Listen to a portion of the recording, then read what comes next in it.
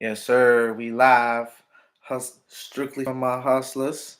We back episode 2, man. We back episode 2. All my people on the YouTube. Tap in. You know what I'm saying? We live on the Clubhouse. Let me hit everybody up and make sure they know we live right now. You feel me?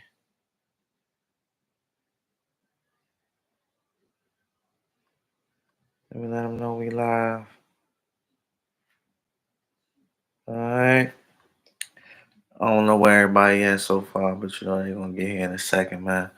Shout out to everybody tuning in. You know, we got some good stuff to talk today, you know what I mean? There's been a lot going on, you know what I mean? There's been a lot going on, man. You know what I'm saying? In the hip hop world, man. Uh it's everybody telling me what's going on. They coming in the room, everybody getting in the room, man. Don't forget everybody, we live on Clubhouse, strictly for my hustlers. Um Strictly for my hustlers. We live on Clubhouse right now. We got others coming in the room right now. So if you're on YouTube, you're checking us out live, make sure if you got the Clubhouse app, make sure you get on Clubhouse. Strictly for my hustlers is the room. We officially live every Tuesday, 10 p.m. Central Standard Time. Tap in with us. TK, what up? My guy. What the business is? Man, been a full week, man. Full week, man. At Atlantic and all the changes that all the labels. Yeah. The system we dealing with, so we just excited and happy the police played. No, for sure, man. It's been a real busy week, man. A lot going on in the hip hop community, man. Gonna have a lot to talk about tonight. You know what I'm saying? Hopefully, get some insight. We got some special guests coming tonight. As always, you know we got the Detroit Bob in the house. And my good brothers up in D-Mecca, they out here. I got the young guy T-Rod on. He worked with Tommy and the rest of the gang out there on admin, and he got his thing going on too. Okay, what's up? Peace to the guys. Peace to the guys. Peace. Yeah. All is well, brothers. Yeah, for sure. Let me text Global and all of them come through. You know what I'm saying? T-Rod, why don't you explain? And my bad, I don't need to be, man. I ain't ate all day. I just got to the pad. T-Rod, you want to explain to D-Goodz, and we recording this too for YouTube, for everybody. Explain to them what you do in the D. So what's going on, bro? My name's T-Rod, man. I'm basically I'm a people mover, shaker, bridge builder, and connector, man. I'm one of the guys out here that I connect people and places, people with people. I put I bridge gaps. So I do music. I got my own music company, but I'm also involved in A&R and in management with other artists as well, like the guys and like other artists over here in Detroit and D-Mecca. I deal in everything as far as the community with the kids, clothing, art, everything. You know what I mean? So that's one of the type of people I am. Or that's heavy. So when I get to Detroit, I need to tap in with you. Definitely do. That's a bet. I got Detroit ties too on that east side, man. You know, I got people off Mac. You know what I'm saying? So I used to be out there as a shorty. You know. Okay. Where you from, D? I went to my pops was a moving shake. I grew up in Detroit, Chicago, Baltimore, and finished high school in Nashville, Tennessee. Then I went to college in Alabama, and then grad school on the West Coast. You feel me? Okay. Yeah, you've been all around. Yeah, no, for sure. You've been all around. Yes, sir. Yeah, I used to live in New York for a little while. Okay. What part? I used to live in Queens, in Astoria. Oh yeah. You was all the way out the way. No, man, don't make it like that, man. And shout out to all my good people in Queens. You know. No. I love Queens, but that joint is far from the city, bro. Astoria is right. Look, Long Island City, right? Yeah. And then you go through Long Island City. As soon as you hit that, you're gonna run into Queensbridge, and you're gonna run in Roosevelt Island. Yeah. And then the next thing over is Good Astoria. You know, that's one of my good places. Shout out to them. You know, my family though, they in the north side, so that's a good Tennessee to Queens thing right there. Yeah, I used to be over there in the HQ project. I went to Vaughn College over there. I used to okay. Yeah, you heard of Ravenwood? Yeah. That's what I think. That's where my man's from. My homeboy Daddy. I think that's where he's from. Look, I'm finna give you a bar. You know about Steinway Boulevard? Yeah, of course. Good Steinway for sure. That's what they do the most good at. That's right. And then look, we can take it again because you know on the other side of that, we got where my good Puerto Rican people, the Yellow Seas at. We got the good Jackson Heights. Indeed. We gotta talk I gotta come back out to the game out there in a minute. But I love New York. New York was heavy. I love New York. I love New York. I ain't gonna lie to you. I love New York. Shout out New York, man. Shout out the Lower East Side, man. Come on now. Shout out Harlem, man. You know. Shout out 50s in Brooklyn, man. You know what I'm saying? I was all around that motherfucker. Shout out East New York, man. You know. Okay, we ain't even gonna get started on that, man. I got so many of my good people that'll eat the whole conversation. But I do got my brother King Trub on here that's part of the family. Trub, the guy, whole West Coast with a lot of connects everywhere. Hey, brothers, how y'all feeling? What's good, Trub? What's up? You in football season out there, huh? Good, yeah. You know what time it is, man. How y'all looking, man? Y'all doing all right out there? Yeah, we doing all right, man. You know, we put it together. Okay. Season looking good. What y'all record looking like so far? Man, we 2-2. We 2-2 so far. We figuring it out. We got some first year players out here, so you know, we getting them right. Okay. It's coming together, man. We 2-2. Shit. Our last game was a 6-0 blowout, so we figured it out. Okay, for sure. This strictly for my hustlers, everybody. I gotta let y'all know we do support youth sports on Strictly for My Hustlers, man. You know what I'm saying? We support youth sports, man. Anything to keep the kids out the streets, man. For sure. We supporting that. You know what I'm saying, man? But I'm trying to give everybody a little second before we get into some conversations today. You know what I mean? You know, we got Trub in the building, we got TK, we got some good insight we can have today. Last week we had some good talks. Your man came in here, TK, and kind of gave us some good insight on some stuff, man. But we're gonna break some stuff down for the people. Talk about different conversations, different things, and hip hop going on right now. You know what I mean?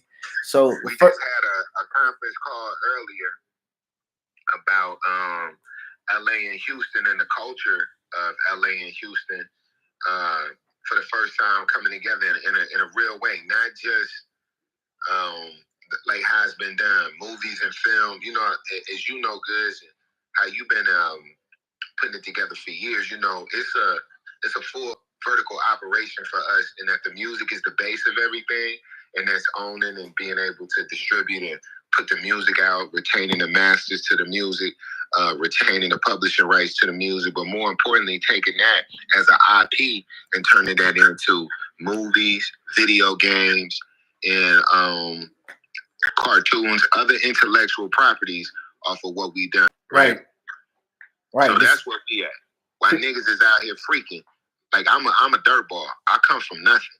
So, all I can tell you is most of the people that's looked down on in the entertainment industry, we be the most solid. When everybody shit on Baby, I said, let the facts speak. Actual facts. Don't just because you don't like him because he got a bald head and a tattoo on it, he got all this jewelry on, and he speak with a thick southern accent. That's why you saying that. Two of the most truthful people in hip hop would be Baby and would be Pimp C, for the fact that they've never bit their tongue.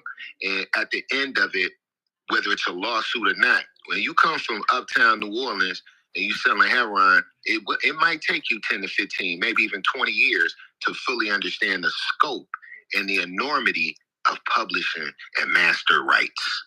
He's not from Harvard. He didn't go to the UCLA. He's from the streets. He know I gave you this. I'm supposed to take it back with interest. Right. Let's be real. But after he learned the error of his ways, and I seen a humility in him. If you check Birdman now, there's a different type of Birdman. There's a wiser Birdman, and he's one of the people that when everybody was like, oh, especially me, originally coming from down bottom, and then coming out here, he was one of the people, him and Tony Draper are two of the people that I looked up to. And the fact that I like Tony Draper because he was quiet and a silent, deadly assassin on business, whether it was his imprint Suave or whether it's all the work that he's done with Cube in TV, film, and music that a lot of people don't even know. So yeah, I met Baby one time. It was like me and your granddaddy. Like he was on some chill shit. Like it was hella love. It wasn't like no, you know what I mean? He wasn't like I see all the gangster shit, but I guess because I had kind of ran into him in New Orleans around New Orleans guys, right? It was like more so like, damn, you out here, you know what I mean? So it's just like my homie was like, hey, this is my man's from Nashville. He's like, okay, Tennessee, huh? All right, okay, it was just love, you know what I mean?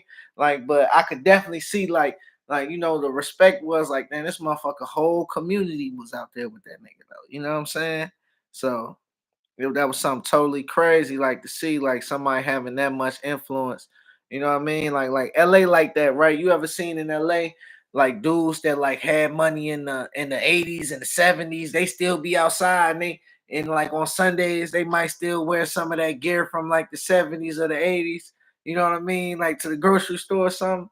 Like, you know, so it's good to see, like, you know what I mean, a black man surviving for that long doing his thing. So, you know what I mean? And being the most profitable, let's just say this. Without all the slick talk and without all the shenanigans, he stood longer than Russell Simmons, who's been out of the game for 20 years. He stood longer than Dame Dash and the Rough Riders, who collectively have been out of the game for decades. Baby came in and he never left. And he stayed with the same distribution. Right, and he had a big nigga in every era. And he had beef with his artists, and he still was able to tuck that in and get things in. So that, to me, stands the test of time. Shout out to one of the greatest CEOs, if not the greatest, in my opinion, Brian Baby Williams. Right, for sure. Salute to him. Hey, speaking on beef, though. This but I'm on cash phone. Say it again. Hey, T-Kills, this me, bro. I'm on cash phone. What's up, Flowers? What's up, little one? How you doing? I'm just saying I agree with your expertise. Hey, this Flowers from Houston. D Flowers and D Goodz. What's happening? The D boys. What's good? Flowers, what's up? Oh, well, God, you live. Cooling, man. Cooling. Blessed, man. Blessed to be here, man. Appreciate you following through with us. Shout out Global. I seen you follow through too, Global, man. You know, this is strictly for my hustlers.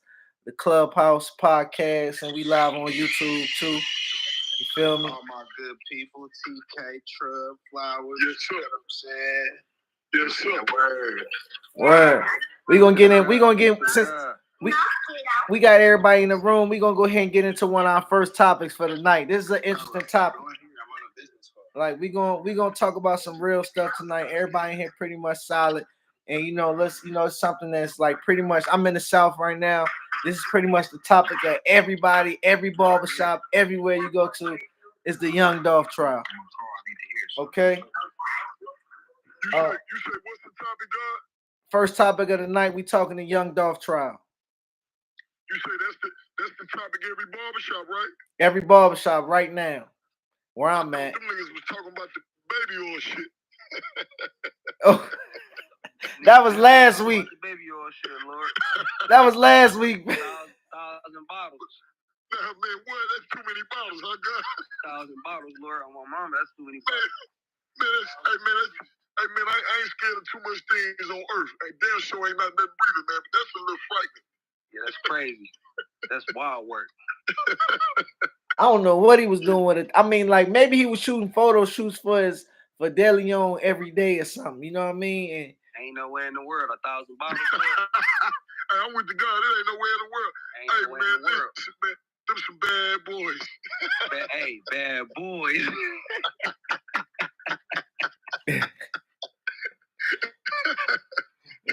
Man, hey, but moving along. So you know what I mean? Like what we got the details of it came out. One of the killers in the Young Dolph murder was on stand today, and he pretty much laid out the entire play of what happened to the tragic loss young Adolph, who we know as Young Dolph. You know what I mean? To the world, RP to him and his family.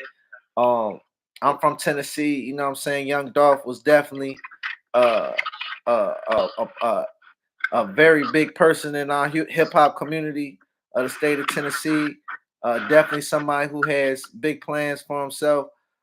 Me personally, you know, I don't really like to speak on the situation because like you know just both sides involved. Like I will say this though, it's like it's fucked up, like you know just you know hearing the details of the trial and everything else. Like this man lost his life for $800, you know what I mean. Nigga went commit, nigga dropped his daughter off, went killed another black man, you feel me, right, for, and only got $800 out of him. You know what I'm saying? You gotta my bad. Nah, all good. What make it? Because we are everybody on there. You got Detroit. You got Houston. You got Sacramento. We got LA. We got Hawaii. We got everything, right? Nashville. We got everything on here. In all of them places, people that when I came up, I seen somebody get shot in the face for $10 outside in the face. Seen they get shot for $10. Blew a hole in this man's face. You right? Took the words out of my mouth, TK. For $10.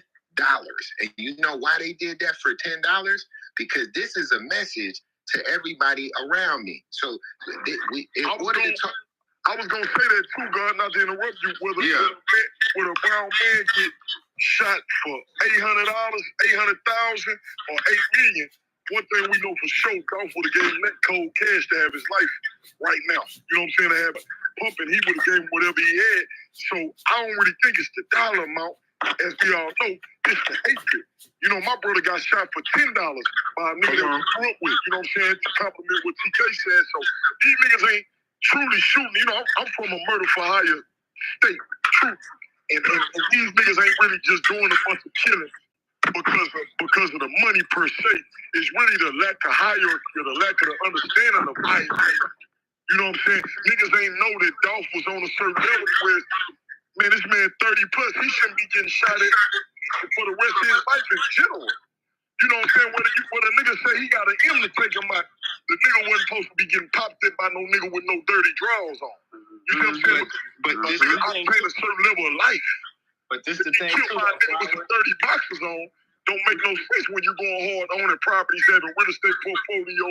You know, you on a whole nother level, man. This the thing though, Flowers. When a nigga reach that level, you gotta stay at that level. So a nigga can't go do no shit where a nigga with dirty drawers could even be at arm's reach of you. Them cookies good as hell, but it ain't no reason in the world Dolph should have been getting them cookies. Well, it's precaution. I agree that it's precautionaries we gotta take. But you know, Jesus still went back to Nazareth, and you gotta understand. I was just about to ask that, Lord. Yeah. About to say, so where do we bridge that gap at? Where do we come to the point where it's okay? So I do make it out, and I am one of the ones where I am building a different portfolio. I do got this type of lucrative cash or whatever. Can I not come back to my loved ones? Can I not come back to where I'm from? It depends on what you was doing and what you was saying before you got that. And hey, then look. Hey, Kings, can I say something though? Let me add something. Let me just say something here, man. Like, you feel me? Right? Man, RIP to that man, right? But I think it's deeper than even any of that, man. We talking about a systematic, like, this is the system. Like, how many rappers we lost last year, right? I remember that whole when Dolph was killed, like, yo, the most popping streams on the net was diss records. You feel me? You had King Von coming out with his shit, Dirk dropping all this type of shit, all these diss records coming out, right? That for somehow reason, right? The streaming sites, right? The algorithm hitting for them songs. These is the top streaming songs for all the joints, right? Can I say this? So and I'm gonna add, you said something, and I want to say this because we all in the rap industry. First of all, the biggest song in Kendrick Lamar life just dropped this year, right? When rap was created, I don't think maybe people don't know this. When hip hop was created, it's nobody on the phone that was the age of the people that created hip hop. Hip hop was created by teenagers. Crips and Bloods was created by teenagers, right? The People and the Folks was created by teenagers, right? I'm just giving you some real shit. These were black people that was forced in situations. To be real, bro, rap was party music. We made it a voice for certain people. That's it. At the end of it, bro, you should not look for songs to be a political statement or a guidance. And what kind of frequency? Only black people are held accountable, not because of the music. Gee, let's get all that straight. Your accountability is held because you're black. And whatever you put out is going to be looked at worse. It's going to be looked at through the color of your skin and the lens of us as a people, right? So if we really want to cover the surface, who profited off that? And I ain't talking about his death. I'm just saying, who profits off this? Everybody's on here. This is going on YouTube and other things. Right. But who profits off that? Everybody get paid but Dolph family. Empire get paid. No. They YouTube get paid. But they getting paid. But here's my thing. What do you have to die or somebody else to do it? If anybody on here ever hustled, and Goodz, I know you, Flowers, I know you, Global, I know you, Trub, I know you. I'm talking about hustling. Cass, I heard you a young money getter, and I know Thume was the money getter. So $1 million is gone. You give a black person from the hood with no understanding of finance $1 million and it's gone. Man, you can't tell me that. 2 million is gone. So with the amount, like Flowers was saying, Flowers said, it don't matter if it's 800,000 or that. That was done under the OSPA. It was done under, I don't like you. See, that's what I really want to get into is why are we killing each other over our own? Because I don't give a fuck about a jailhouse Muslim. I don't give a fuck about a jailhouse Christian, a jailhouse 5%er, jailhouse Israelite. You gotta go to jail to sit on your ass to realize I'm not your enemy. Now, it don't matter to me because I'm not sitting there, right? Malcolm X wasn't gonna sit down. MLK wasn't gonna sit down. Hey, somebody got to cash cut your music off for me. Some people, we not sitting down, but while we all here, we on the same vibration. And we not gossiping, and we try to get answers and solution. You know, rap is not the solution like this. How many, you got to ask yourself what you going to do to stand up. What kind of music are you making daily? What do you do behind the scenes to show your kids that you a stand-up guy in this thing? TK, we can't say rap ain't the thing because they cut off all our leaders no more. We don't see black doctors on TV no more. We don't see black physicians. We don't see black lawyers. That's because the shit is so normalized now. It ain't no need to put it on TV. There's so many black doctors and black lawyers. It's not a rarity no more. It used to be on TV and covered because it was rare. And we don't want that. We don't want niggas getting kudos, cookies, and cool points for being working, walking, talking citizens or deliverers, even so to say. Like, we gotta pat each other on the back. We can't make it the cool thing to just be a doctor. We gotta normalize being treated by health as a wild man. You taught these motherfuckers how to understand anatomy and things of that nature. So I respect that. That's peace. For shit show, I'm not mad that they not like championing all the normal shit. I think life boiled down at times when it comes to leadership within life. My opinion is that shit boiled down to willingness. You know what I'm saying? It's a saying. It's like many are called. Many are something and few are called. It's like a situation where if you ain't gonna be no Jesus, you gotta be a disciple.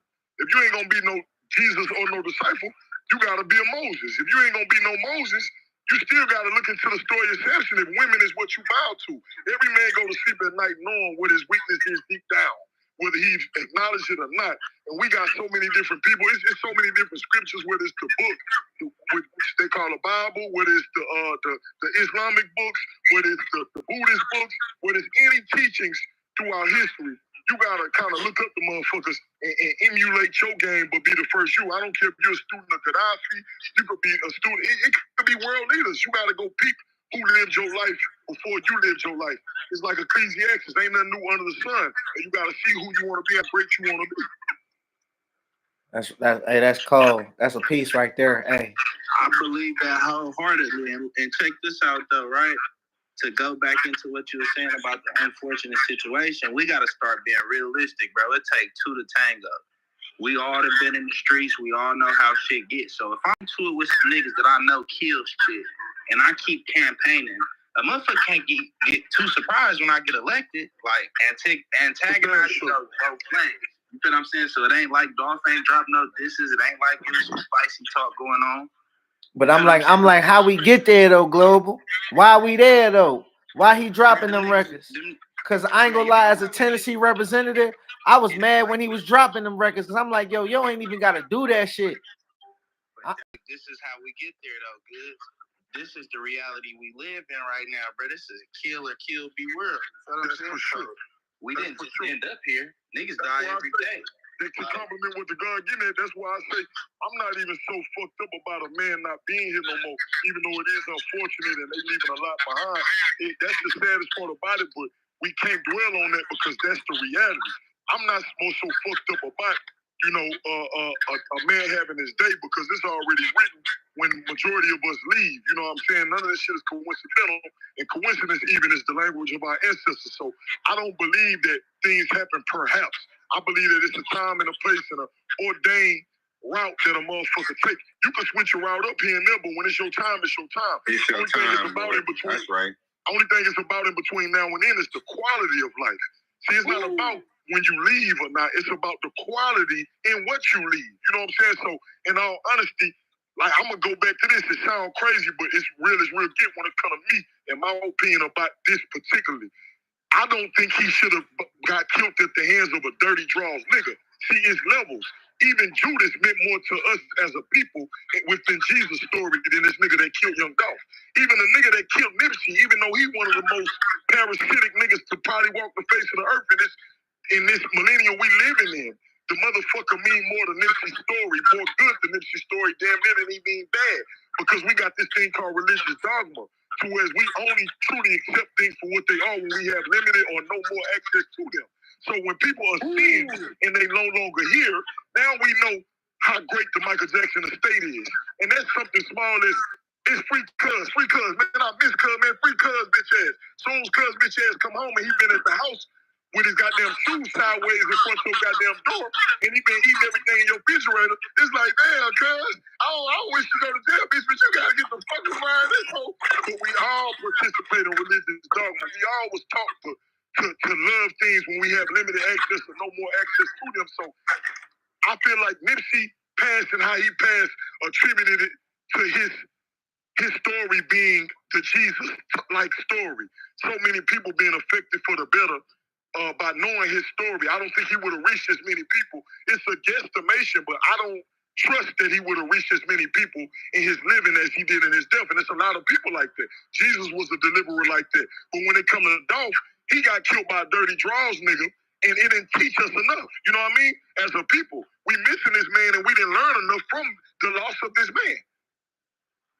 Yeah, and see, I think there's a difference when you die in a way that was unavoidable. There's a difference between unavoidable deaths and a motherfucker just not moving the way they should be moving, bro. Jay-Z will never be nowhere that a dirty draw nigga just got that much action at him. I watched this and that's bro.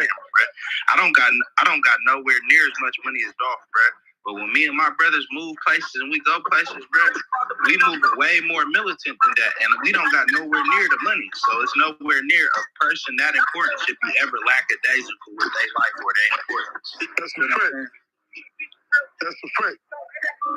Well, on some gangster shit, as a man, I want to agree to what you're saying, Big Gun. I want to tell you, like, it's too, I don't know it all, but I feel like in my heart, based on what y'all saying and what I've always noticed in life, it's two reasons why a nigga could die.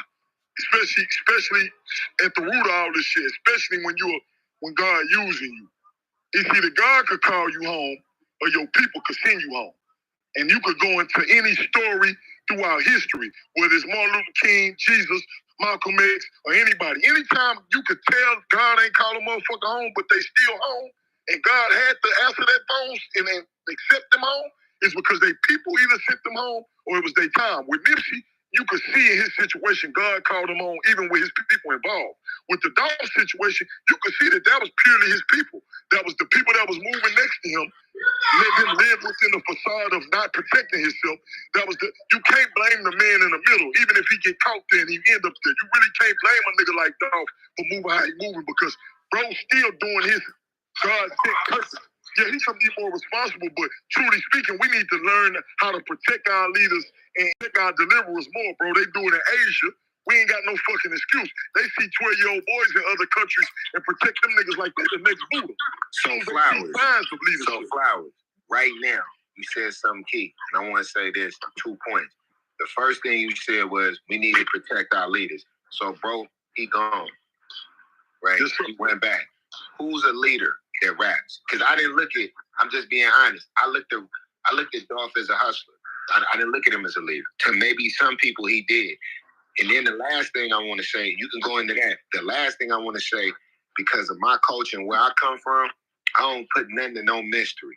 And I'm going to say this. Everybody on this phone, Flowers, if I make you $1 million, T-Rod, Global, Truck, Cash, I'll make y'all $1 million and we fall out, because it happened all the time. There's people I made $1 million with, millions. I don't even speak to them, right? Yes, sir. What's going to change that? Because Juke and Gotti and all these people, they knew Dolph. They tried to sign him. In order to sign somebody, you have to have a rapport at some time. So I think it's easy for us to say on the outside, but I done had people try to extort me. I done had people around me try to use me. I haven't went for none of it. And because of that, I expect the devil got his man and God got his man. I expect this. This got nothing to do with race. This got nothing to do with the rap industry. This is the conditions of humans on the planet Earth. And if you don't have an elder, if your pops or your uncle, or you don't got somebody that's a male figure lacing you, because I feel like one of the things is Dolph daddy was on crack. His daddy was a crackhead. His mom was a crackhead. If you listen to his music, he became the richest person in his family. Yo Gotti, whether he pulled the trigger, I ain't got nothing to do with that. But Yo Gotti came up under criminal enterprise with his mama. Right. His mama was serving. His brothers was serving. So ultimately, we have the breakdown of the families, right? We had this thing. What are we gonna do? Because you said these are our leaders. I never looked at a leader is somebody that's willing to die for something. So if he was a leader, that's what leaders do. If you follow anything in this country or you follow anything in the world, that's what leaders do. The ultimate leader. They don't got nothing to do. Yeah. He showed us he was willing to die for a big homie with the homies in camp. He wouldn't have he wouldn't been in Memphis and missed all that smoke if he wasn't willing to die for it. He wouldn't have a song called 100 Shots, whether it was pride involved or not. He was willing to die for something. That's why he died for nothing. You know, a lot of niggas go through the ups and the downs of this shit and pride be involved. You know what I'm saying? Yeah, it is a misunderstanding between me and this man. Yeah, it's to the point where niggas will never be cool. You know, a handshake is obviously it's out of question if I want to ever let this man touch my hand. Like, niggas obviously couldn't resolve their issues, but it went to all the killing because two people taking each other serious. When two niggas take each other serious, because the money involved or the power involved or the leadership, that's why I can confirm the nigga was some sort of a leader, because that's why he got killed. Had he been a little scrub nigga, he wouldn't have been a threat to whatever he was, at odds with, bro. It's duality. Same way you saying you expect a motherfucker to come up against this shit sometime. You respect that no matter the race, no matter the level. It's going to always be somebody on the other end of what you're trying to obtain or grow and become. So, the homie was somewhat of a leader, had some we could consider to be powerful because he had powerful enemies. You know what I'm saying? And he died in the midst of that. It was his people who failed, truly. That was truly who failed.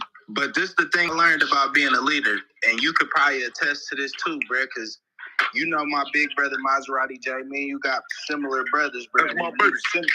We move similarly, bro. So when you the leader, it's easy to blame your workers. It's easy to blame the niggas up under you. But when you're truly a leader, the short comes, the falls fall on your head. So at the end of the day, he failed himself by having some niggas around him that wasn't moving. Well, you know, I agree to that, but I feel like that go without saying, even though I respect it being said. We know he failed himself because nigga not here no more. But on the same token, but I don't be getting the blame. But you know who don't be getting the blame, big homie? You know who don't be getting the blame? Them little niggas who don't move militant enough around. I agree with that too. We don't know if he told his little man to be sharp because it's real in the field right now. We don't know that. And I know how things go. Typically, when there's smoke in the air, nigga will tell everybody around him. Same way when you go and look at the Black Sam interview and you see Black Sam attesting the facts that when the day Nipsey died, protocol wasn't really just stood on. You could tell he wasn't pointing a finger at nobody, but he say typically when they pull up, niggas at the door or in the alley, right, with the gun in hand. They was too relaxed that day for sure. Yeah, they was calm about it. So you gotta understand, if a nigga calm about it and they underestimate the smoke, my mama told me don't underestimate a midget, man. So I understand completely that you cannot. Everybody got an off day, but you cannot blame a nigga that ain't here no more. The man that got caught in the middle all the time. Majority of these situations stem from a motherfucker being around people that ain't as equipped as them, or they lacked, and then, bro, you the head. You hit the head, the body fall, bro. The head can't do, Dolph can't do every goddamn job, guys. Well, no, this the reason I say it, though, Flowers. When I say he failed himself, I'm going to say it for two reasons. The only reason I say he failed, because we don't know none of them niggas' names. When you're the head, the only name we know is Dolph. So we don't even know little so-and-so name that fucked up. And the other reason I say it was a fuck up on bro's behalf in a certain sense, when I watched the surveillance video, he got one little nigga, and the little nigga was somewhat on point. He facing the window the whole time. But bro, come on, bro, we them niggas done beef with broke niggas before. We gonna be more on point than that. So if I'm funking with some millionaires, niggas done dropped 100 shots on me already. I'm not going nowhere with this one little nigga. And it's gonna be a whole nother car of shooters outside that ain't even coming in this cookie spot. So as soon as these niggas bounced out to do they move, my shooters was already on them because we already in the parking lot. This the thing, oh God, you absolutely right. I seen the same footage just as well as I've talked to niggas that love him dearly up out of that camp that they claim with the 3 letters, my nigga. All them niggas, a lot of them niggas who know him personally do feel like they failed him personally. And you can see that. Let me tell you why I'm zooming in on the people around a person. Because and I know this as true facts, because you can move by yourself all you want. For example, you say Maserati J. Ask Jay how he met me, ask him who I was standing with, and ask him how I stood. He gonna tell you Flowers was Dolo, Flowers was Boom Boom Bond. I can't wait till he tell you the rest. I can't wait. Just holler back after he tell you the rest. Bro, you can move however you want to by yourself, fam. When you have people around you that are not moving militant and are forcing you to make every motherfucking move you gotta make on your own, and you already obtaining the millions, you already providing the security, you already the meal ticket. People gotta lay it out on the line about you. They're not gonna do it all the time, but people gotta have the responsibility for other people out here, or it's gonna keep happening. They're gonna keep crucifying leaders. They're gonna keep crucifying prophets. We gonna keep killing each other unless a motherfucker feel like coming against that shit gonna be too damn hard. It's nothing he could have did better except have police with him. That's the only thing he could have did. Other than that, other than his niggas being on point, if his niggas wasn't on point, it's nothing he could personally, as one person, do better. If a nigga hate him that much, brother. If you ain't got 5 niggas with you, have the police with you when you got 5 niggas that hate you. Period. It ain't nothing you could do better. You can't do nothing better. And if he didn't go to Memphis and didn't boom boom bottle, then that wouldn't even be what he embodies. That wouldn't even be who he was. Like, the same reason we love people be getting them killed, and the same reason we even know people be getting them killed, and we be really sitting here blaming they motherfucking ass. Jesus got killed for who he was. You think Mary wanted her son to die for everybody's sins, my nigga? You think bro mama agreed to him dying for the love of his people? It's his mama, man. You know she tried to convince him not to go down for everybody. You know some of his day one niggas tried to convince him not to go down for everybody. But who truly failed him was the people he talked to at the Last Supper and told him one of them was going to betray him. And one of them was going to deny him. That's who failed him. His disciples. Hey, boy, you been dropping some real fucking gems tonight, boy. I ain't gonna lie to you. It's so cold when you can't disagree with a nigga, but I love this nigga. Hey, he fine. He fine, man. Your ass need to start public speaking. You tripping. I agree with my nigga wholeheartedly. It's just the situations a nigga that been in, the shit a nigga that seen. It's like, man, like I said, bro, I ain't never had nowhere near Dolph's money, bro. But I just know with the money I got, the way I value my life, bro, it's certain shit I'm just not doing, bro. And when I know I'm into it with certain niggas, bro, like you said, there's only so much as a person we can do. But nigga, I don't really trust my life in no nigga hands. So with that being said, it's like it's certain shit that once you reach a certain level, you gotta X out of your life. And when you don't X them things out, like you said, we're knowledgeable about the pride, but that's why they say pride comes from the downfall. The world would have still loved Dolph without Dolph having to be in that hood every day. You feel what I'm saying? Like to him, like he was bigger than just a Memphis rapper. Like his fan base was way bigger than just motherfuckers. Couldn't say he was or wasn't going places to the average just fan Dolph. Hey, but check this out. Zoom in on what you're saying, God, not to interrupt. Zoom in on Nipsey being the same situation.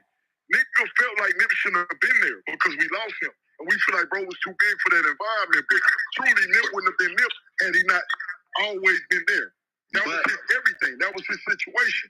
Dolph, he wouldn't have been like, these people, the same reason we love these people, it's like my family, for example. I can speak from a personal perspective. A lot of people that love me and know me sometimes say it's not what you say, it's how you say it. So my whole life, my mama, everybody, if they know my heart, my brothers, everybody, they say, you right, nigga.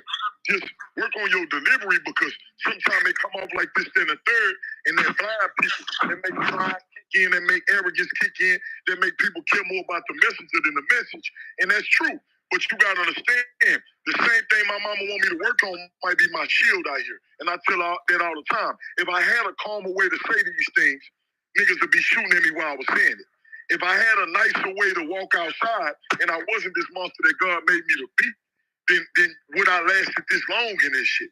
So at the end of the day, a nigga gonna die like this regardless. But on the G side, as a prophet or leader or influencer or somebody that's considered to be the head of anybody, when I say anybody, like the total body, like whatever your gang is, your crew is, whatever demographic of people you represent, that's the total body of people. And you might be the head or the face of that. As the face, you can't really worry about the nitty-gritty, the particulars. You got to hire people to do so. So that's why I was stressing and emphasizing the fact if the reason Jay-Z wouldn't be in that situation because he rock with the police. And that's just a well-known fact. It's nothing against the homie, but he gonna have the police protecting him before he have neighborhood niggas protecting him. Because you can have neighborhood niggas protect you just like Nip's situation. There's a few neighborhood niggas out there, literally, figuratively and literally, few neighborhood niggas out there when Nip got crucified in front of them. You know what I'm saying? And Dolph had one neighborhood nigga with him. But neighborhood niggas can only do but so much. It's on us to either hire the motherfucking higher level of security that the president will have, whether it be FOI or any type of law enforcement. You know, the best they can get for us when we don't want to go and deal with the boys is FOI, some shit like that, or you know, small militias that we form. But truly speaking, bro, it's really on who you hire and who you nominate to protect you. You have to appoint a certain amount of people to protect you. You can't protect yourself when you're on a certain level, bro. And I don't mean to cut you off, God, but that's when we as a black people and as brothers come in for each other. We're supposed to come in for each other. Like you said, like if I'm moving like that and I'm moving the way I'm moving, I should be able to hire my brothers if they love me like that to be able to move like that, militarily like that. Like you said, I'm a militia. Because that's what we should be able to be doing for each other. Mm-hmm. A lot of people don't trust other motherfuckers to do it for them. You see what I'm saying? So a nigga would rather trust somebody from their hood or somebody that they grew up with to do it for them. But then that's where our downfall come in at. And I want to speak on this from having several rappers that I've managed get killed, right? And security has been an issue in those. So when you break it down, ultimately, I look at Nip's situation and I look at Dolph's situation, and they were in places that they were born into, and they chose to go to them places. That's what they wanted to do with their lives. Like, regardless of what was, I can't tell you, as talking to people and dealing with this, I can say that we, as black men, we want to go where we want to go. We don't have a lot of stuff. So one thing we want to feel like we can always do is walk amongst our people. So me, I've learned that walking amongst your people comes at a certain thing, because there's no way that one man could do that, because we have been raised in a society where it is a Messiah-like complex. Niggas want you to die for them. I'm not dying for no nigga, and I don't want you to die for me, right? What I want you to do is live for yourself, and if that includes your family, cool. If that includes you drinking 4 lines of lean a day, that's you. If it includes you popping pills with fentanyl, cool. Nobody has stopped doing drugs. Actually, from the time I was born to right now, over 50 years, I've literally watched American culture and hood culture become more and more addicts. Kids are now into self-diagnosing themselves and doing drugs, and these drugs are killing them. Nobody cares. So you at a point where simple survival, going to the store, being around people, and as all of us, we all in the rap industry.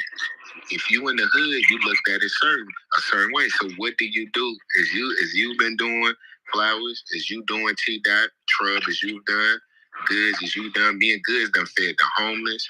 We done gave shit away. Me and Trub done fed the homeless. We done gave shit away. I got some gave toys, everything you think of. Ultimately, what is your legacy? If anybody down this phone tonight, what's your legacy? So I love talking about people, but because I got a legacy, and I know all of y'all, and because I know a legacy, I know the most important thing is to keep on living and to say not what you would do, but what are you doing? We on here now. There's some great things. I talked to Thume, Cash, Flowers, and my man Gary, and Flowers was the only rapper on that call, right? So I love dealing with my people. But one thing that rappers don't do, that real leaders do, and this is why I say he ain't no leader to me. I don't rap, so I don't want what anybody has that's rapping. I'm being honest with you. I actually know if you do the exact opposite of what a rapper's doing, not only are you gonna live good, you're gonna live long. So why is it that we have a culture, right, that glamorizes this? Because what's the man that put the money up with Dolph? The old head. He's still alive, right? Coach K&P's still alive. The young boy died down there in Houston. He's still alive. Me and P still alive. Mac P Dog dead. Draco dead. Sway dead. Earl Swavey dead. Man, Infant dead. We still alive. Why are all these people still alive? Right? You have to be realistic. Ain't no ifs and buts. I living through this. My daughter knows about this. My mama. This is what we do. And more rappers are going to continue to die, and more black people are going to continue to die. That I can't even say we changed the narrative. We have to show and prove. You show and prove what you know. And being real, a lot of us don't want to know shit. And I'm cool. I can't teach everybody. Who I can teach is those that I'm attracted to, meaning energy-wise. Who got the same energy that I got? Who is the worst treated person that you could treat right? Because most of us that been fucked up in life, the ones who surpass that are the most beautiful people you're going to meet on earth. I don't know nothing about, Gotti and all of them. At the end of the day, they rappers to me. I seen people do things. Why do you think people as a collective, a lot of people are hurt about what Puff Daddy did, because these are they ghetto superheroes. These are they black superheroes. These are the fathers, even they didn't have a daddy. So they say, when I get money, I'm gonna ball like Puffy. When I'm gonna do this. But even behind the scenes, those of us in power, those of us knew you can have Trub at a Puff. You couldn't do me like that, because we're going to tie you up later and extort you. You couldn't do that. I just tried to do a play with somebody from overseas right now with the 6-0s. It didn't go through because of what they got their agenda, right? And I'm just saying some of them. That's good for the brothers. I'm not naming this one hood to say that. I'm just telling you, we all have to be ourselves. Yes, sir. TK. Yep. Goodz, you got a tape. I mean, you got stuff coming. T-Rod, you got stuff coming. Trub, you got something coming. Global, you got something. Cash, you got something. Thume, you got something. What do we do? Because that's what you don't hear in these conversations is we could critique it, but what we doing? Next week we getting back on here. This is all because of a tour I created for D Flowers, for D Goodz, for God Real, Remain Real Tommy, for Young Global, right? For El Dorado, the young Mexican homie, for Lil Reezy, who is Tommy little brother, for Money 22, for Troy in Nashville, Dope Shit Only. I created a side thing for them while I'm on the road with Greedo. You don't have to community over everything. So we have to be the like-minded people. We got to keep doing it. Regardless of what happens, we got to keep doing it. And I'm glad that it's collaboration over competition. Come on. True indeed. You know what I'm saying? That's just one thing. One thing I do want to say is right. Like at this list, I just sat back and just listen to everybody just talk. Everybody get their piece off, right? I'm gonna say one thing. As black men, all of us pretty much over the age of 25, right? Man, like, you know, I'm somebody been shot twice. You feel me? I done lived in every sector. You know what I mean? A lot of y'all done moved around with me. You see, I know everybody everywhere. You feel me? I done did everything. You know what I mean? Been able to graduate school, do everything else. I'm gonna tell you the most beautiful thing about life, though, right? Is life itself. Being able to go see your kids and do all that shit, man. I like the negativity, man. Like this shit is for real. As above is below. You know what I mean? What you reap, you will sow. You know what I'm saying? And it's like, you know, as we all go out here and we live in this world, like you know, it's so many things to do, right? And it's gonna be a lot of different things. I was reading a book that got to telling me like demons is really those emotions that you have outside yourself. You know what I mean? So like you see somebody, you get jealous. You see somebody you don't like, you get mad. You feel me? You get angry. You get envious. You know what I'm saying? Like all that shit is demonic for real. You know what I mean? Like different vibrations of negativity. You know what I mean? So just, you know, shit, stay away from that. Like choose positivity, choose life, choose humanity. You know what I mean? Like, you know, fighting and quarreling with somebody, like let somebody have it. It's cool. It's way life is way beautiful here. It's way more beautiful on this side. Like trust me. You know what I mean? Like motherfucker coaching basketball, cuz. Sure. You feel me? You know what I'm saying? Like life is cool, man. I want to be able to kick it with y'all niggas at 60, man. You know what I mean? Like I'm tired of losing like young black men, you know what I'm saying, to violence. That shit's stupid. Like, you know what I mean? At the end of the day, let's just keep it real. Like, shit, we not the ones getting paid for that. A black man dies, shit, about 50 white people get paid. And I ain't the black white guy, you know what I mean? Because this shit on YouTube, you know what I mean? But it's like, you know, it's just real, you know, shit, realistically, you know what I mean? We talk about like human trafficking and like people putting away organs and all of that. Like, yo, dog, you know what I mean? Niggas die every day just off being brainwashed, you know what I'm saying? In the system in itself, you know what I mean? So that's just something that you just, man, we gotta move different, man. We gotta do this, we gotta do something different. We can't continue to lead each other to darkness. You know what I mean? We can't continue to rap about the, you know what I mean? And, you know, I'm not gonna say that because art is art, right? But like when you talking the drugs, the money, the killing, the, you know what I'm saying, whatever, right? Like make sure you reel it back in to get for people to understand. You know what I mean? Like if that's part of your story and you survived that, like help them to understand that. Let them know why you got out of that. You know what I mean? But a lot of times, you know what I mean, we kind of glorify these things in the youth today.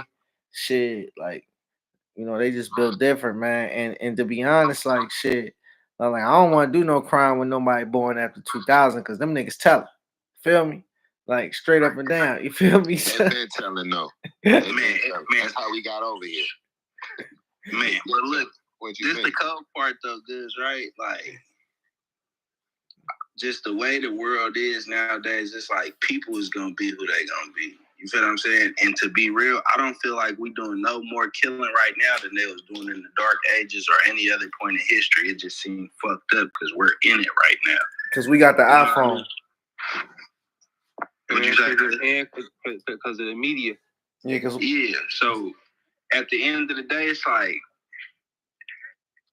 it's America, bro. This is America we live in. This is a capitalist economy. So we could sit here on Clubhouse on all day and say niggas should rap about positivity and we shouldn't do this and we shouldn't do that.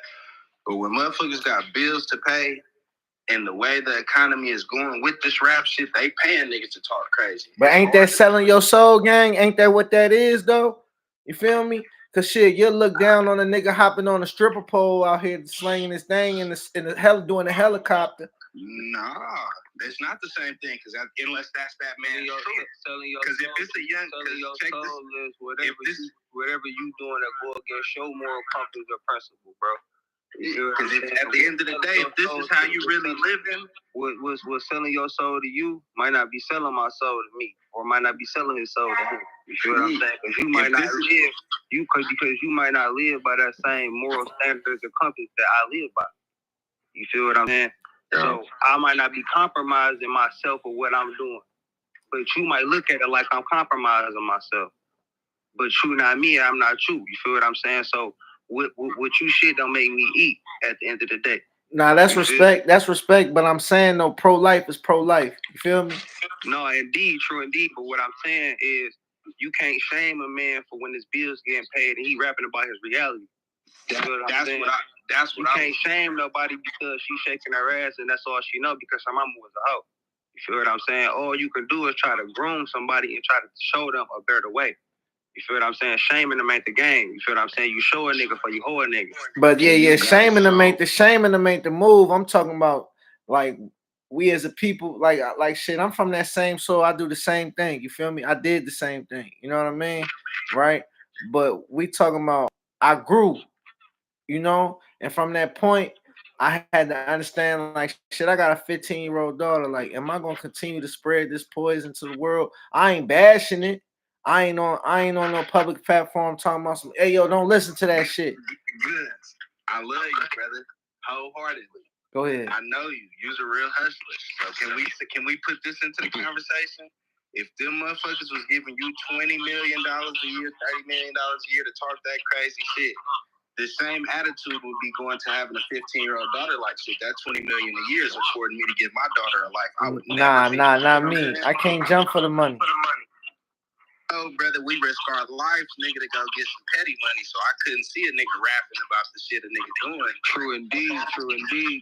Yeah, but see, the shit that I do, I don't feel like that's illegally wrong. Because even to that level, God, like niggas look at rapping a certain way and doing certain shit that's selling their soul for the money. You feel what I'm saying? But from my point of view, is where I'm from, bro. You feel me? Like my auntie was a fiend and a crackhead gang. You feel what I'm saying, God? So at the end of the day, I never sold hard drugs to nobody. You feel what I'm saying? And that's just because that's selling my soul to me because I don't sell drugs to my people. I was just about to compliment what the homie. I'm complimenting now, but I was just about to say what the homie. I was just about to say something to compliment what the homie was saying. Like it's all about what strikes you, and deep down you know is wrong. Like it's several scriptures about throughout history. It's several teachings that show that anything that you're not aware of is not going to be considered a sin or not going to be considered any type of derogatory movement or negativity or no nonsense. Because I'm ignorant to it. If your people them smoke crack and you talking about the good, the bad, and the ugly within that, and you're not glamorizing nor glorifying, who the fuck glorifying the fact? I mean, we might say crackhead cook a hell of a meal because that's the fact, but that don't mean you got to go do crack for me to eat good. You know what I'm saying? Like half of this shit, we just speaking on the good, the bad, and the ugly. So it's like it's all about what strikes you wrong.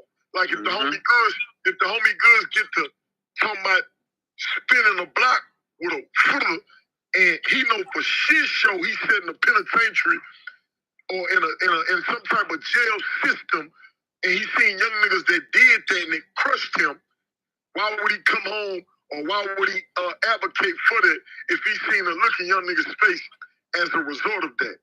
If he seen, you know me, like I done seen a few different looks in people's faces, and you know y'all gentlemen not non-familiar with that shit. That shit is life. That's what this life is, bro. We was born in urban environments in America, bro. So we done seen some of our homeboys' mamas, and the look in their face. I got partners that they mamas probably wouldn't even told them be safe because how dangerous she knew her son was, and how capable she knew her son was to where when he not here no more, she the strongest thing about the candlelighter. She the strongest thing about the funeral. You like, damn, this can't be real. Mama, we don't know. We just don't hit mama because mama know her son more than any of us. And she ain't dropping no tears in front of none of us. You got bitches in here acting fake. You got niggas in here like, man, I miss my nigga.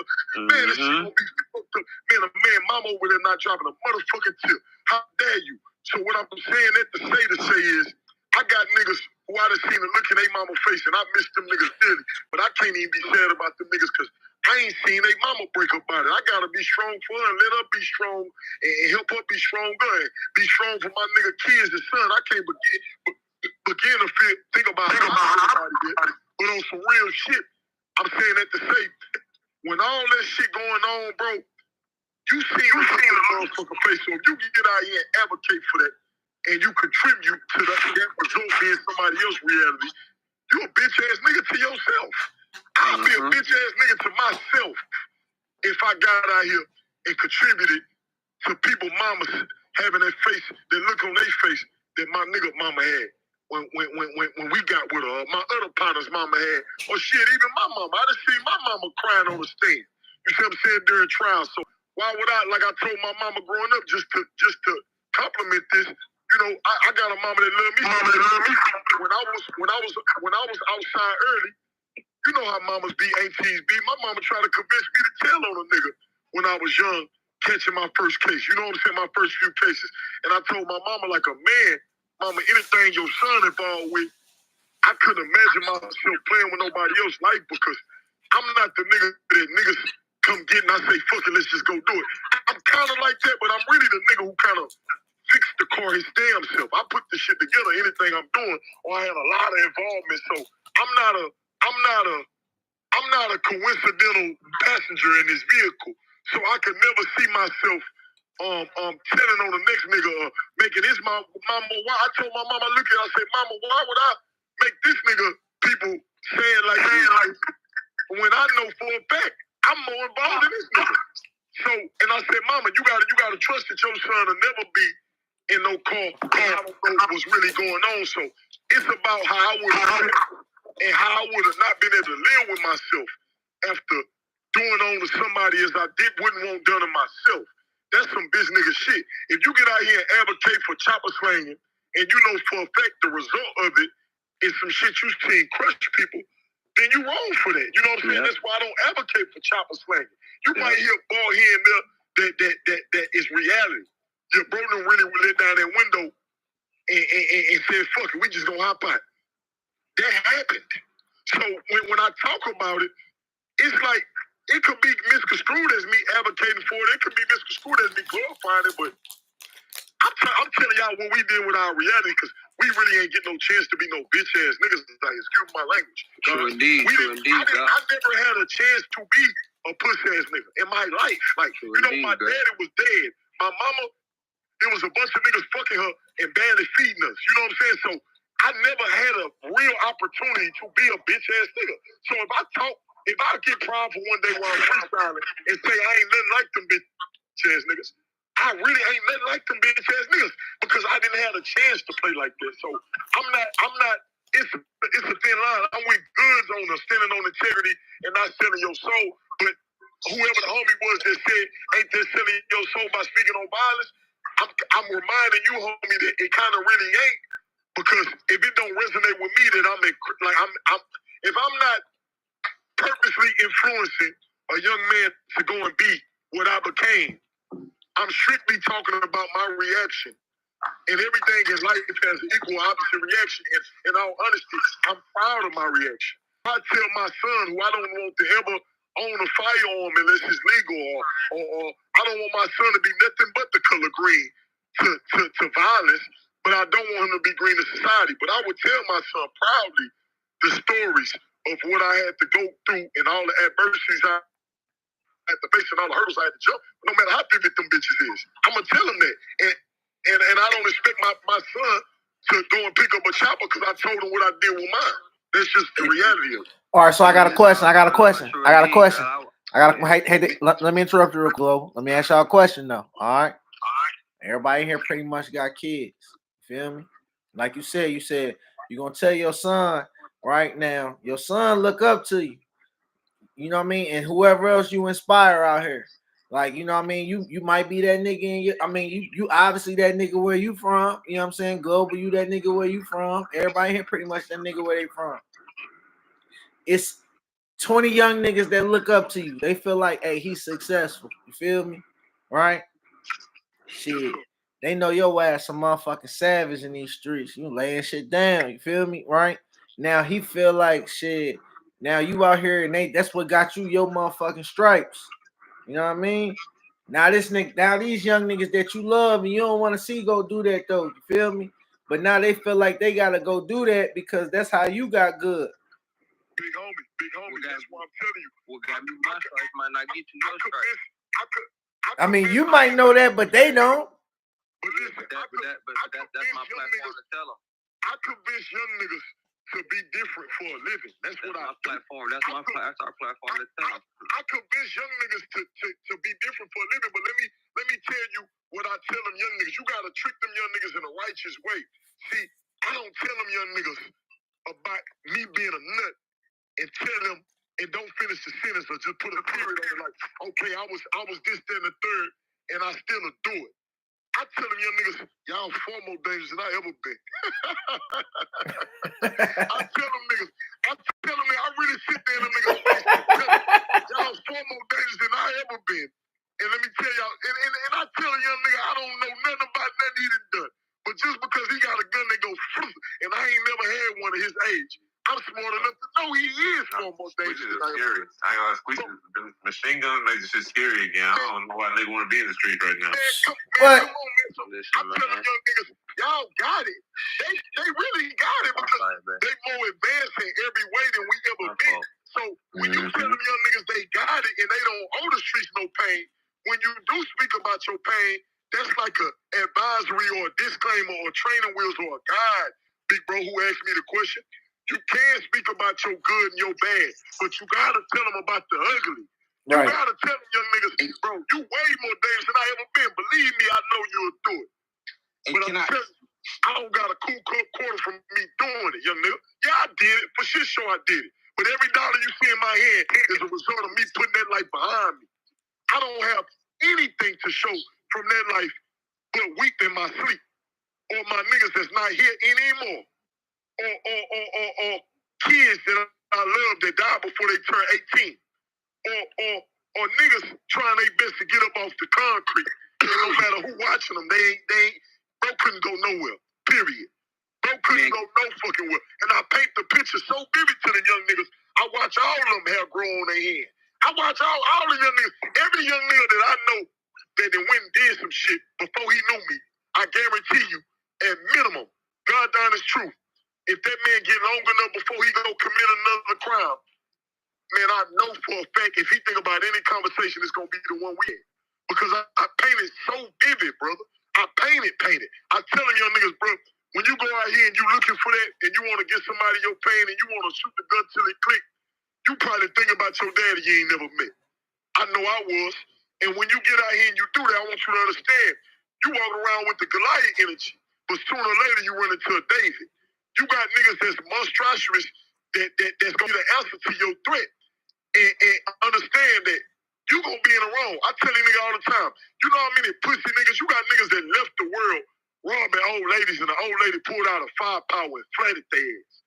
Like, you know how many pussy niggas leaving this shit knowing why they on that motherfucking ground or knowing wherever they in fucking life, why they on the way to where they fucking going, These niggas knowing they was wrong. They knowing in their heart they went in to harm somebody and got the ass end of it and didn't get God wasn't with them that day. And these niggas know that. So when you tell them young niggas avoid those situations at all costs, them young niggas are smart enough to decipher that, big homies. They know for a fact, hey bro, my grandma told me, don't threaten them if you in the right. My grandma gave me permission. She say, son, if a deer ever in your way, to swerve it is suicide. Man. If you driving and a deer get in your way while you driving, you swear that motherfucker, you're done. You gotta slow down and hit the deer. So I teach young niggas how to slow down and hit all the deer in life, but definitely don't go outside hunting no goddamn deer. We don't hunt no more, bro. And I teach niggas how not to hunt. I teach them how to hunt millions. I teach them how to hunt legacy. I teach them how to hunt opportunity. I don't teach them how to hunt each other. We not doing that. And them niggas know the difference, man. You could tell them niggas how you was the real thing without advocating and promoting that lifestyle, even with the money, big homies. You can tell them niggas that the money don't come from that. This what I gotta get this off my chest. Hey, Global, I'm gonna let you get that, and then we're gonna switch the topic. All right, go ahead. All right. So look, in my humble opinion, bro, I feel like the bitch ass niggas in the music industry was the older generation, bro, that was rapping all this gangster shit and all this killing that wasn't really living like that. That's who set niggas up to go the wrong direction. Come on. You can't fault no young nigga that just got shot at every day this week and when it down something and now he want to get up out the street, so his only option is to go rap. You can't tell that nigga he's selling this up. You could have I ain't gonna lie. No, niggas gotta stop being so gullible too, cause them niggas in the 90s was talking about robbing banks. Like niggas know that shit wasn't real, man. Come on, man. And look how many of them niggas followed that shit. I know of your reputation in Houston, bro. I know how you fuck with it. You know young niggas that really jump in them cars. Name one time in the whole time you've been on this earth you ever heard a young nigga say, man, that song was hard. I'm gonna go kill somebody because I heard that song. Exactly. Man, nigga when it jumped in that car because somebody shot his brother, bro. Nigga ain't jumped in that car because you jumped. Hey, it's more scientific than that. It's more scientific than that, fellas. But I will say, It's more scientific than that. I have met a lot of niggas, particularly Mexicans. I have met a lot of Mexicans. This just a fact from my life. I've met a few Mexicans that told me, your shit was playing when we went did bada, bada, bada. So at the end of the day, them niggas didn't jump in that car because of certain shit. But, you know, they for sure do have soundtracks to the goddamn violence. So it's both sides, you know. It is both sides. It's truly about finishing the sentence, in my opinion. Because if you don't finish the sentence, then of course they're gonna think you're promoting it. But if you tell them, yeah, I did this, but I ain't gonna lie, I hate myself when I was on that, and I love the me that ain't on that, then them niggas got a fair chance to weigh the options. It's like what they taught us when we was in elementary. You know the three circles, you had to compare, you had to contrast, and you had the place they meet in the middle. You know, I don't tell young niggas not to be killers, man, because a killer and a murderer is two different things. Man, they gotta kill to survive. Murder, you trying to kill somebody. Come on, man. So I don't teach young niggas not to be killers, because you gotta be there to protect your household. You gotta have the capability. You gotta have the willingness, first and foremost. That's the best word I could use for that. You gotta be willing to protect. And if you're a true protector, man, anything you'll die for, you damn sure kill for. So I don't even teach them young niggas how not to be killers. I teach them young niggas to kill with a purpose, and definitely don't kill your kind if you can avoid it at all costs, and definitely don't get out here promoting any danger that you survive. You know what I mean? Like this shit not, you know, like we got wounds to prove this shit. We ain't gotta, you know, nigga got scars and all that to prove this shit. We ain't gotta advocate for that. That's like all the other shit that hurt us, bro. Like our mamas and our daddies, bigger than violence. We got so much that hurt us. We don't want to see. We don't want to. What it's called? I trauma ball with these young niggas, but I don't trauma dump on these young niggas. Right. So, but what we like, the crazy thing about intellectual property and the role that we play and the shit we in, sometimes all the nigga do got, like if you do got them songs, like you said, Flowers, it's because niggas was really in them cars and the niggas explaining that story and the nigga do finish that sentence.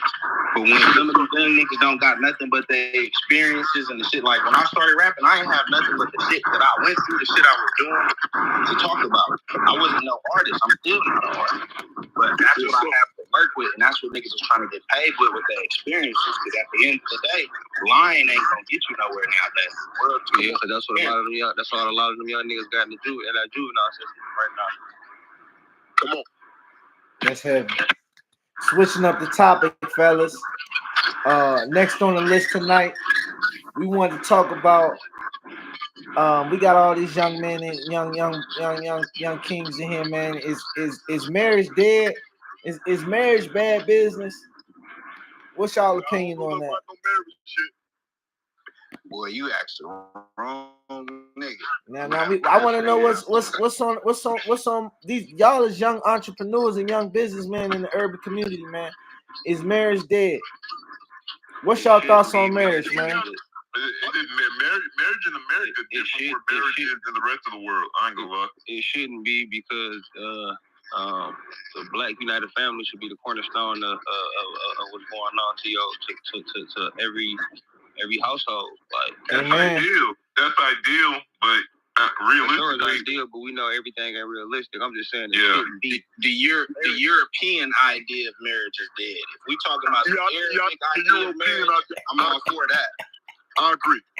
You know, explain that, Global. Explain that. What is that? If I say the European idea of marriage is dead, but if we talking about the Arabic idea of marriage, where I can have multiple wives, and like, if you think about the average Black man, he got more than one baby mama. So if we can all be up underneath this household, I can take care of all my kids, and we all contribute into something.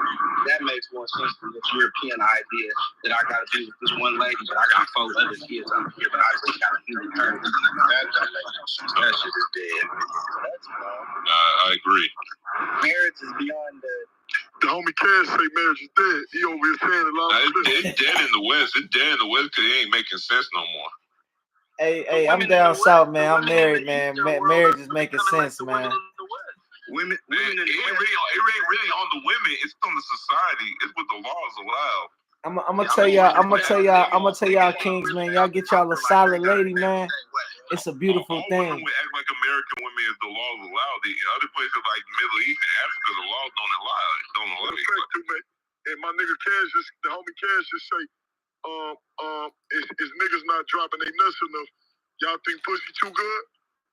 I ain't gonna lie, that's a big part of it. Niggas too horny. Niggas too horny out here. No, it ain't even the niggas too horny. It's not even the niggas too horny. These bitches got too bad, bro. These hoes was this bad at no time. They and they like, bro. It's a lot of witch energy out here. It ain't never been this many bad bitches in history, and you ain't never been able to see all of them. So the idea of settling down with one is impossible now. When every time you get on your phone and see a bad shit, the guy right. You right, God. Cause look at the numbers. I mean, every woman can't have men and every woman have one man. You know, so you gotta to keep from having broken homes, ma'am, you gotta share your motherfucking man. And Shorty don't get that, and that's why she left little Joseph without his father. But she told OG Joseph Senior, and niggas gonna come and fuck with me and me only. And your little son, little Josh, but I don't give a fuck about your son over there, nor that woman over there. The whole time, OG Henry and them had 4 families, and he was present in all families. Henry got his daddy, but she's sitting little Joseph outside in a fatherless community. See, her son got a daddy, but it ain't no daddies in these communities, so he the only one with a daddy. So now, when little Joseph get a gun, because he ain't got no guidance, just know Henry might be on the other end of it. For sure. And that's why OG Willie and them had a family on the east side of the town and west side of the town, and the nigga was present in both households. Okay, we gotta go back to what OG Willie was doing. OG Willie had family on. OG Willie ain't had Instagram. OG Willie wasn't getting tagged in pictures on Facebook. That shit over with. From the 80s. You hear me? You hear me? Flowers. OG Henry had a family on the north and the south, and he was present in both households. He wasn't playing with neither household. OG Henry would get tagged on Facebook quick as hell in 2024. His ass out here. Remember, it's embarrassing Henry, and they all rallying. They got Henry, little sister and cousin he ain't talked to in years. Speaking on him laying with her on Sunday, and the other girl, he going to church with. You can take 2 bitches to church, 2 women, 2 earths to church 2 different Sundays, and now you guilty for it. Ain't both of these bitches need God? No. OG Henry had more game than that. He doing the Wednesday service, and he doing the Sunday service. Flower, you wild, bro. Hey man, they will blame you nowadays for looking out for both bitches. Yeah, they don't want you to have 2 bitches. It's selfishness. It's really selfishness when you come out. That's why we got to bring back 2 bitches so bad. If you buy one bitch a car, then back door and buy another bitch car, back then that meant you was a bad motherfucker. Nowadays, all right, so fellas, let me ask y'all the next question of this. What do y'all value in a woman in 2024? Give me three money. Give me 3 things that you value in a woman, man. What's a queen? Pay your weight for sure. What's a queen? What's a queen? Hold on, that's my nigga Goodz. Who talking about the money? Hey, you heard me. You heard me say Maserati J is my brother, nigga. That's global. That's global, PS. Man, I'm serious though. I'm serious though. What do y'all value in a woman? Well, we got female listeners out here, man. Like, what y'all value in a woman, man? Y'all gotta think about that, huh? Y'all out here just looking at that. They got to fulfill you spiritually, bro. They got to give you the strength to go out in the world and take the challenges. You know, women that don't got money, but the love they give you be so good, it trade off. Like a lot of these women don't got money or good love. You a man, brother. It's a cold world. These bitches ain't gonna give you enough love. They just gotta give you money to love yourself. Man, you ain't gonna be thinking like that at 40, Global. You crazy. I got big homies that's 60 macking. I ain't gonna lie. This shit is for TK, tell him the truth, TK. Being real. TK. I signed up for life. TK, you hear these young men in here, man? They said, first of all, marriage is dead. Hey, it's the macking. Don't act here. Yeah, hey, so look, I ain't gonna lie. My lady will tell you that right now. So the number one thing that go with this, bro, is knowing who you are in life. You gotta know who you are. That's you only attract that, and that's the coldest bar, period. That's anybody that's been in jail or anybody that's been around a lot of people in and out of the system. You're not gonna know yet. You have to find yourself, bro. And how do you attract women? Some people, they think they gotta throw on a monkey chain. They gotta do the 2 feet. If I'm a smoker, guess what I'm gonna have is a smoker in the street. A smoker girl, give me some. You gotta know the ism come from inside you. So my lady, who I build everything with, she's attracted to me because I'm a hunter-gatherer, which is from the beginning of time. I'm the G.O.D. She gonna deal with me because I put the sun in this bitch. I'm the one that gravitates that. So shit, that was hard. It don't got nothing to do with nobody outside of that. If you don't have that in your household or whoever you dealing with, you ain't got shit.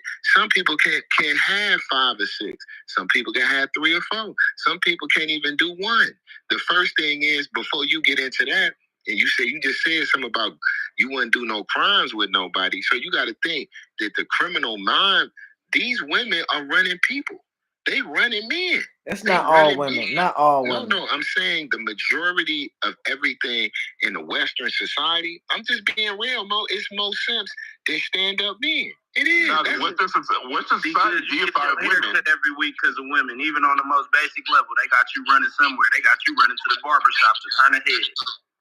So, another thing, too, and you know this, Global, you know this just for dealing with you dealing with. Another thing, bro, because it took me years to understand this. Niggas do things for other niggas, and that's really gay. You better have some type of ism to you that draws in women. Because if not, you're gonna be in all these places around other men. No, I don't want to be around other men. I'm just being real with y'all. I'm not finna be laying in no nigga house. I don't want to be on your couch and nothing like that. I'm gonna be, if you my brother, you my brother. Flowers, my brother. I'm a dip with Flowers. Everybody on this phone that I done interacted with, they my brothers. But they also, everybody on this phone carries their weight. Meaning that whatever you do in your house and with your thing, that's you. So I think it's more of, we all self-made men. We all people that's getting it. Man, just be honest, man. Most people are not getting it in life. Even if they millionaires, you can look at somebody like Kevin Hart. He never had nothing till he got some money. You can look at somebody like Shaq. He never had nothing till he gets some money. And you know why? Look at the shit they've been involved in. Right? It don't have nothing to do. I was telling somebody that I knew, if you see a beautiful girl with a dude that's 400 pounds, right? you would be stupid to say, why she with that fat nigga? Because she chose up on that fat man, right? So, and it's crazy. A famous rapper, Fat Trail, he slept with Black China because they both from DC. And then he was out here while she was married to, who was she with? Rob Carter? I don't know, whatever that shit is. And that nigga was sloppy, smoking blunts, doing everything you could think of to that girl because she was attracted to his ism. So no man can speak on another man's thing. But as you do get older, what are you gonna do? You better have, if you can have 1, 2, 3, 4, what is your life, bro? Like I said, your life should not be a series of things that you're not getting out of a lot. And that's what's wrong with rap. Y'all said it on the violence. Hell, and then Puffy and them had videos like they was Players and Max and all that. Man, image is an image. I'm one of the best marketers in hip hop. And I know half the people that you see doing things are not doing that. These people are uncomfortable around more than one woman. They uncomfortable with everything. They comfortable. Niggas make songs talking about they would rather be with their niggas than some females. Right? Which I think is gay. It's not, we live in a gay world. Niggas definitely a gay world, big bro. We live in a gay world. That's gay as hell. Me and Trump was talking one day. He said, the homie said he's with the trans homie. I said, what did you say? What? That nigga's with the trans homie. Man, look, motherfuckers. I'm gonna accepting these last couple of years. This is the world we in. It's the world we in. So I celebrate anything. Like I said, you got a woman. And this will lead us to this P. Diddy shit. Yeah, but that P. Diddy, to me, man, I'm gonna be real with y'all. Harvey Weinstein, P. Diddy, Jeffrey Epstein, that is not regular people. Bro, the craziest shit is nobody over 35 that didn't know that Puffy was a freak. That's like a known, unknown secret. So the same way that everybody knew R. Kelly was that, that's the thing that hits me because I am an executive in the music industry. If you go over somebody's house and they ever do, like, how many, I've never been in any. Maybe I'm not what niggas is looking for. I ain't got a bottle of baby oil in my house. I'm dark skinned. I'm just saying, fuck what you got in your house. It's some people on this phone, they might have 16 straps in their house. They might have a motherfucking illegal alien in their house. I don't know what a nigga got in his house. I'm saying, in the business world, if you with Puffy, the shit that he was, anybody that's been around, it's a very confusing energy because he tried to be hard, but then he's a fruitcake at the same time. He also had people shot and killed. You talking? It's very a confusing energy with him and the whole crew. It's not just him. If you have a certain age in this industry and Goodz, you know this living in New York, it's just a weird energy with certain type of people. It don't even make you feel comfortable being around him. It's being around people that know him, being around, and I could be around somebody be like, hey, Trump know it. He been hey man, we got this nigga's weird. This shit, this whole vibe is weird. This don't even man. What is he I don't like the type of shit might be trying to be yeah, like that. Like you see something like that, you can't like, bro. If you see somebody, you see somebody come out of jail, you like, hey man, what's up with just regular common sense? So how can somebody do anything to you in the music industry or do anything to you, period, in life? So for us, I don't care about nobody ratting. I don't care about nobody what they doing. I'm not catching no case with you. So I don't live by, first of all, we want to talk about being with your women. I don't even want to talk about my life with no woman, with no niggas. That's number one. That nigga, I ain't sleeping with you, and you ain't sleeping with me or my woman. No, I wouldn't even be with a woman that like the niggas I hang around. I don't even like that type of shit. And then number two, I don't give a fuck what you do. How can we come together and make money? Because we have to have a genuine principle. Everybody on this thing, I want to have something to do something with you. If you're not here, it was a lot of people that got invitations to be here. You guys are the best of the best because you want to do something with your career in the music industry. You want to gain knowledge. That's what it is, right? I don't be in people. You might be, most of the niggas that's in other people's shit, they got a lot of stanky shit in their background that they need to do. I don't get it don't make me feel good that Puffy, all this shit is going on. He is he's a freak. He been a freak. He been doing that weird shit. That don't got nothing to do with me. Guess what we got to do? Puffy, shit, probably before you niggas was in the game in 2004, Me and my ex-business partner who worked for Def Jam, we started trying to get money from Universal. They stopped us at the door. I was on in Santa Monica on Colorado Boulevard at UMG. I went to a meeting. This is after Puffy had left Clive Davis, and he went to Universal for a while. And them people sat there and they told us he took Biggie thing. And that's the first time I heard somebody in the music business say smash and grab. And they said, wait, I'm not giving anybody anything. And I was like, why are we having this meeting? Why you got us here? He was like, it's nothing personal against y'all. Puffy just came with Biggie's publishing and did a move. It was a smash and grab. So when y'all talk about people selling you a gangster image, what they was also doing was fucking up the game in real time, right? Puffy did more destruction behind the scenes with publishing and budgets. He fucked every budget off, bro.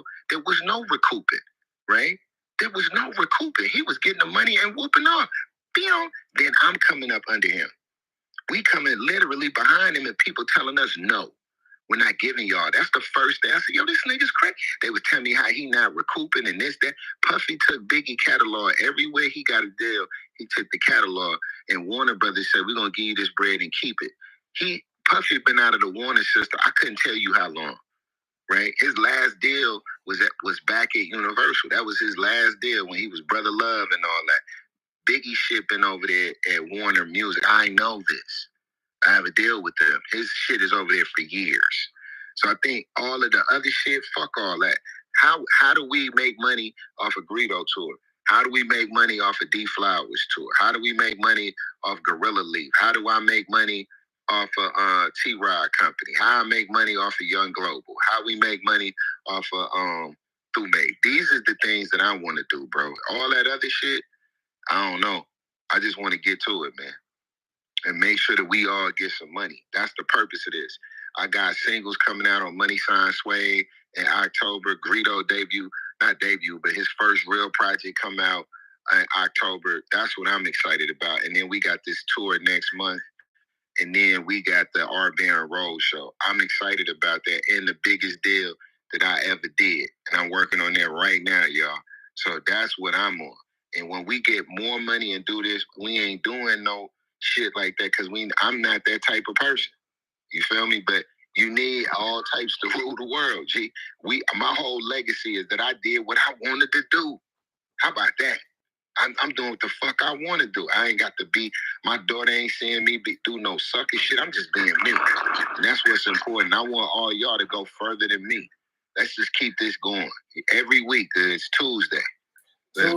Tuesday. So going in before we get up out of here, we got to do our weekly NFL picks, man. You know, for all my people on YouTube, all my players, everybody getting money on these apps, man. You know, all my game apps, tap in with us, man. We ready to work. You know, strictly for my hustles, we ready to work, man. Oh yeah. Well, tell them what the single is. We on YouTube right now. Tell them what it is. What's up? Global. Oh yeah, before Global, let y'all know what the single is. So October 11th, God Real coming out with the EP Raspberry Hills. We're gonna be putting that out. That's from the main Real camp out here in D Mecca. October 30th, we're gonna be dropping Money EP, Money 22. He's gonna be dropping the EP. It's gonna be Undefeated. And then once the R Baron Road show comes over here to D Mecca in November, we're gonna have some more content and some more singles for y'all too as well. So just make sure y'all tap in with the R Baron Road show. Make sure y'all tuned in with the Remain Real Camp, God Real, Money, T-Rod. You feel what I'm saying? So, you know, just keep your eyes and ears open. Yeah, my bad. The single is Look Easy, man. It's dropping this Thursday on the 26th on all digital streaming platforms. Get that. All right, so next Tuesday I wanna also because again we in here building on business and black business at that. TK made a great point as far as Diddy what he doing and how he messed it up for him coming up under Diddy. So now it's our turn to, because they can see what's going on is they rebuilding the industry. You feel what I'm saying? A lot of people stepping down, a lot of label heads is getting exposed, and whatever the case may be. But, you know, that's great for us. You feel what I'm saying? For us to come in and put in the right bill inside the industry. So I feel like next Tuesday when we come on here, we need to talk about building our own distribution platform. We can put together so we can be making our own money. So kind of sort of like what Dame Dash got going on with American New. Yeah, you feel what I'm saying? Like that's the type of build that I'm trying to get on. And all these brilliant minds that we got on here, I feel like we should be putting some of that together so we can eat off our own stuff. True. We sitting here on somebody else's platform like Clubhouse now.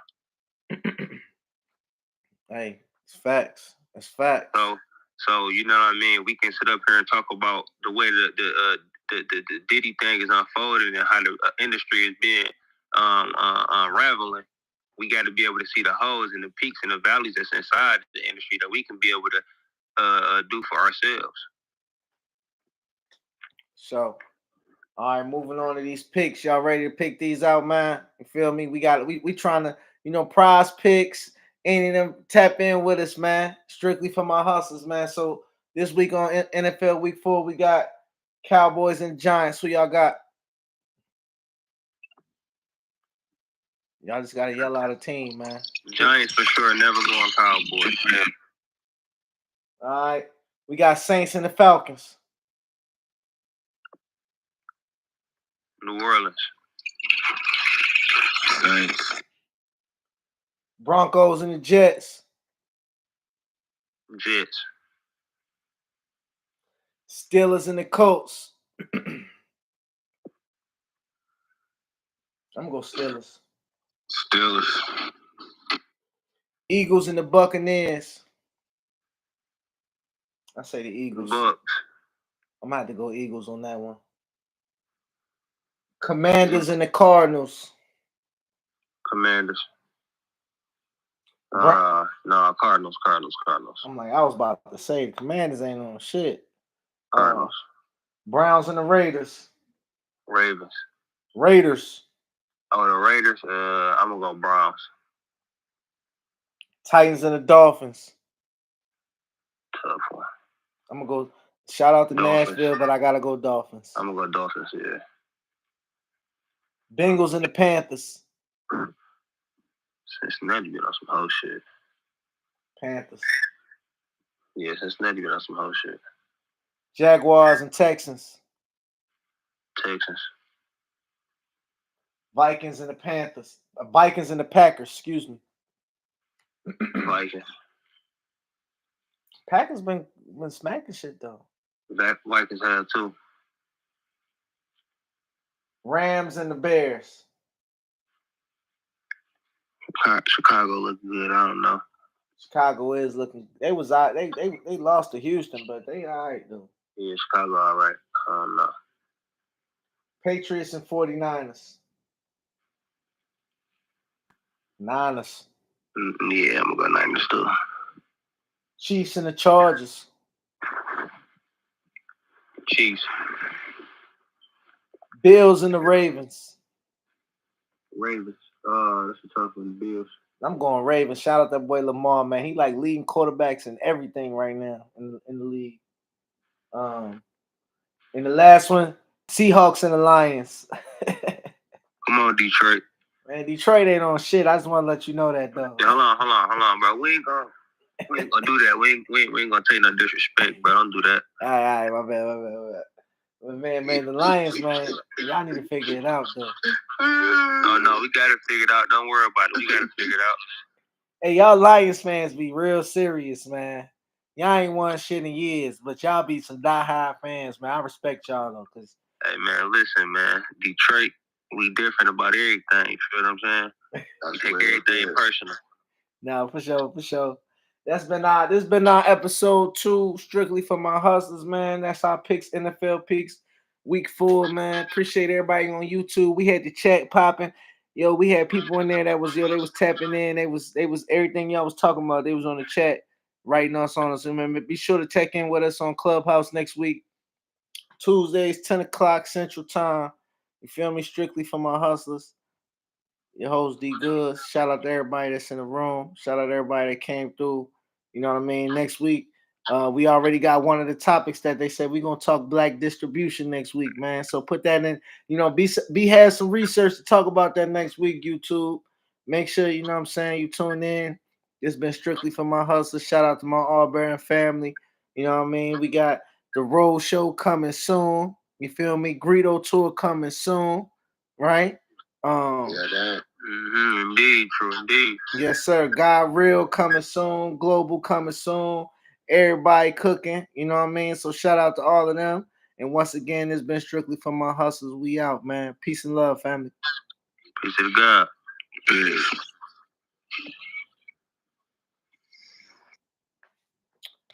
We out.